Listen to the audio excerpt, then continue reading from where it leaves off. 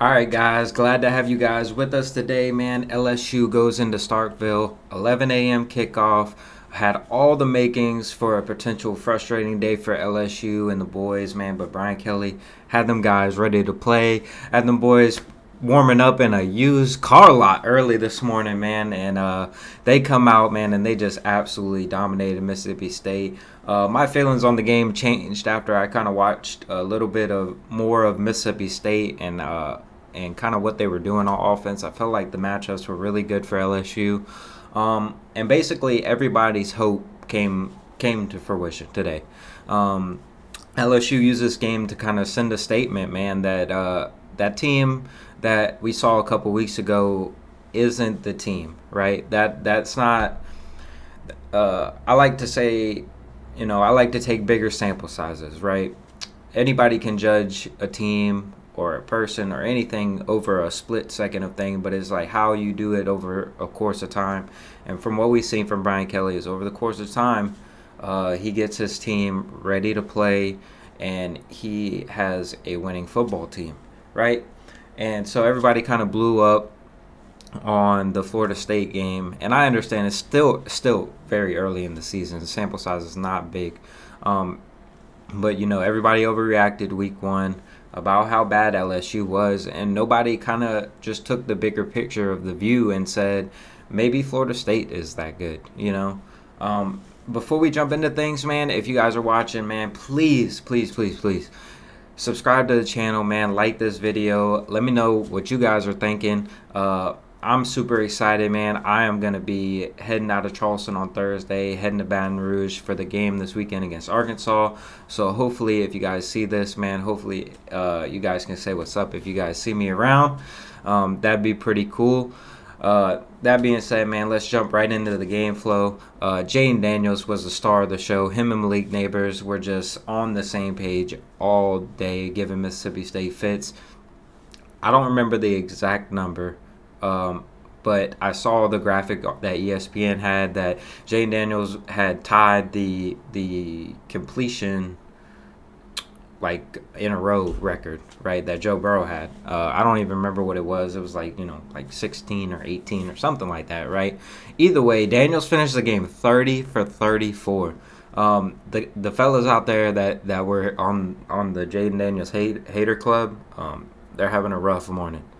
A lot of you guys, like to call me a Nussmeier hater. I'm not a Nussmeier hater, man. I just got to defend my boy because my boy is doing great, And we've seen from Brian Kelly, we've seen, like there's no point in even debating this anymore. Like, Jayden Daniels is your starting quarterback. Like, Garrett Nussmeier isn't getting in these games unless there's an injury or something like that. And I love Nussmeier, man. Nussmeier's going to do horrific things. We might be better next year with him. I don't know. But right now, Jayden Daniels is the guy, and he is playing at such a high level that people are just, I get that your guy that you want is not playing, right? And I get some guys love Jayden Daniels and their guys playing, right? Either whatever side of the fence you are on. The common goal here is that LSU wins football games, right? And as long as LSU's winning football games, I don't understand why it's such a big deal. Like, I understand that everybody has their opinion. I have my opinion on it, who I would rather start. But it doesn't matter, first of all, because Jayden Daniels is playing. Brian Kelly has made that abundantly clear all season, didn't take a single first-team rep. So Jayden Daniels is your guy. Garrett Nussmeier was able to get in this game, which is awesome that Garrett Nussmeier got in the game in the SEC game on something that nobody probably 2 weeks ago thought would ever happen, right? As bad as they played in the second half of that Florida State game. But you have to take that into account, man. Jayden Daniels playing at all-time high level, man. This offense is a well-oiled machine at this point in time. Like, they did put up 300 yards of offense on Florida State in the first half. They did score on their first 10 possessions against Grambling. They scored 41 points today. Jayden Daniels was damn near perfect throwing the football, which is outrageous to say that this kid still can't, throw the ball down the field or whatever. The guys are nitpicking and stuff like that. Like, every quarterback in the entire world has made perfect throws in their whole entire career. They never had a bad one. Like, I hate to break it to you guys, but Joe Burrow threw incompletions.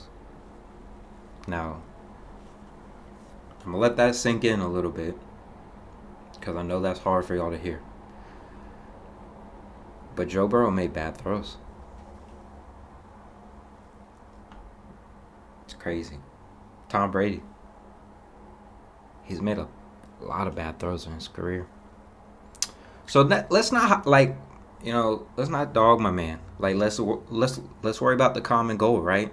And Jaden Daniels is winning football games, man. And if he's doing what he did on Saturday, like look out, like because the boys are coming. Like I hate to break it to you, boys, but Georgia, not impressive. Alabama, not impressive. Tennessee, not impressive. You could easily convince me. I'm still sold. They're the back-to-back defending champions. Until somebody beats them, I'm not even worried about talking about who's number one in the SEC or who's number one in the nation. Until somebody beats that Georgia team, I don't care. Like, that's how my mentality is. Like, until you knock off the king, man, ain't nobody can claim that they're the king. But LSU, man, if you want to whisper in my ear, man, and tell me, hey, man, LSU's, watch out, man, they could beat Georgia, man. I'd listen. I promise you I'd listen. Because this offense, man, is no joke. And the SEC is going to find out real quick that this offense is light years ahead of what they were last year. So if you're watching what happened last year's film and all that stuff, man, you better come prepared. Because if LSU can start running the football, get guys like Logan Diggs, Caleb Jackson, John Emery, can get those guys to give you like a combined like 100, 150, 120 yards a game, including what Jaden Daniels brings with his legs. Like, come on, guys. This offense is going to be tough to stop. The fact that we're even talking about, like, the fact that LSU could be sitting here 3-0 if their defense gets a couple stops in the first, or in the like, this offense has had two bad possessions. They're two bad possessions the entire season. The entire season they've had two bad possessions. And that's crazy. That's crazy. And you can't even sit here and say, oh, it's Graham. Yeah.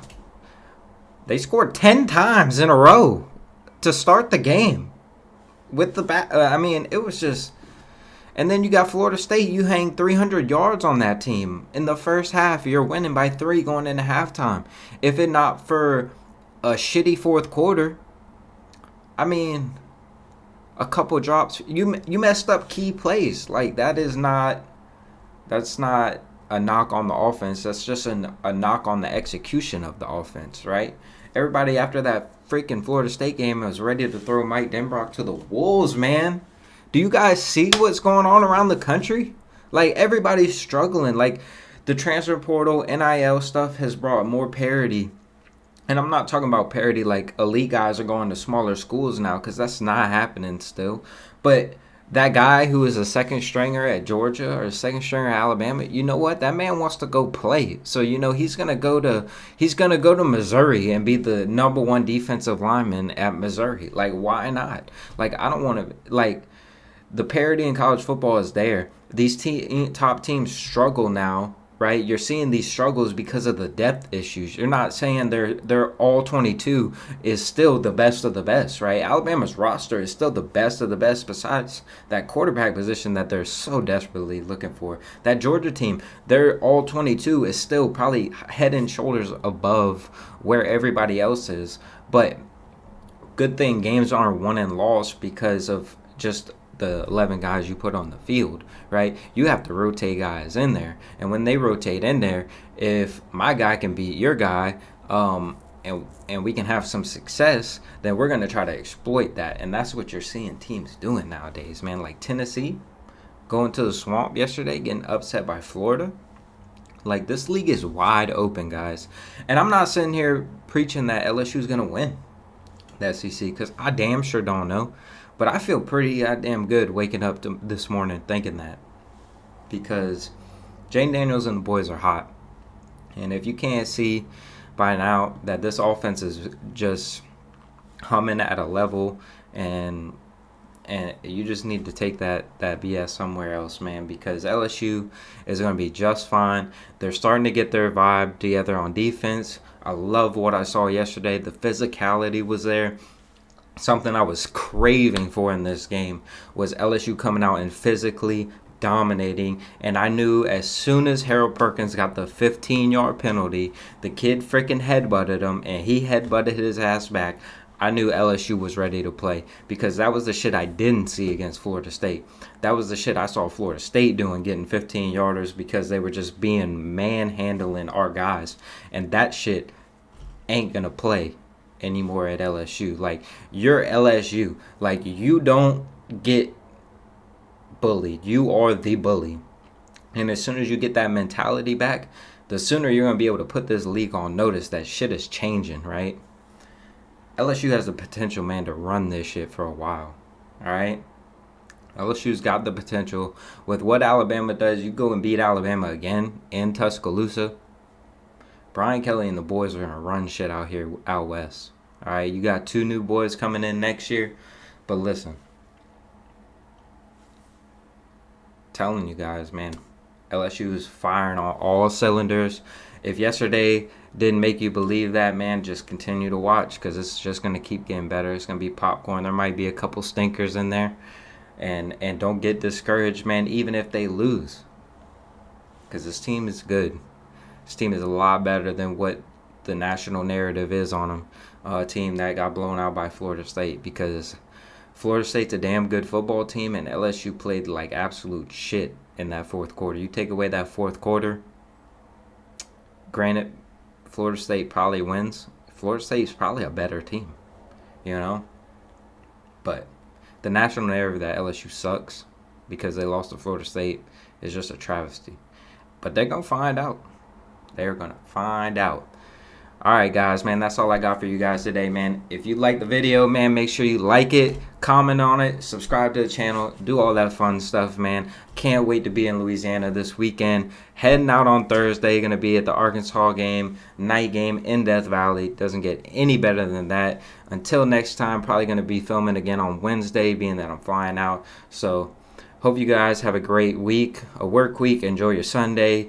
Hopefully the Saints get the dub tomorrow night on Monday Night Football, man, and I will see you guys back here next time.